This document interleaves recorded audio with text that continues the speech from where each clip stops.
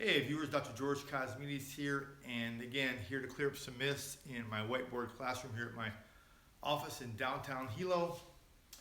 Proteins, 3 things to know. What are you hearing a lot of? Hey, let's have a protein smoothie. I got my protein in today, but what needs to be focused on is something called biological value. Biological value, also known as BV. Now, below this video in the description, I'm going to put a link that explains biological value, but here's what it is in a nutshell. Biological value is the ability of the body to hold nitrogen from that protein source. And there are different qualities of biological value. So, mother's milk is the benchmark.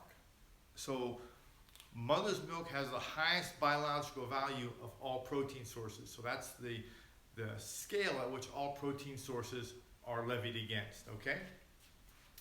So unfortunately, plant is near the bottom of the biological value percentile. And please, I love vegan, I love a plant-based diet, but as far as quality protein source to meet lean body needs, lean body mass needs, once you calculate that number, you want to consume about 20 to 25% more because of the lower biological value. Again, I'll have the link in the description that explains it. Now, 3 keys you want to look at. The first one, which most people won't know, is what's the biological value of the protein. You want to eat a protein with a biological value of at least 75%. And again, there's a chart that explains that. I won't go through it now because it's pretty extensive, but that's what we focus on in the academy. Okay. Number 2, is it available? You'll hear things like, oh, I take this protein, it's got high nitrogen retention, it's high amino acids, and it's some either very expensive or very hard to get protein source. It has to be available. It has to be reasonable. And number 3, taste. I'll put here and sweetener. How is your protein source sweetened? Now, the most common way to sweeten protein powders is sucralose, asulfame, which are both synthetic sweeteners. I got to tell you, the research that I've read on them is not promising. Again, is Splenda going to bother you occasionally? Probably not.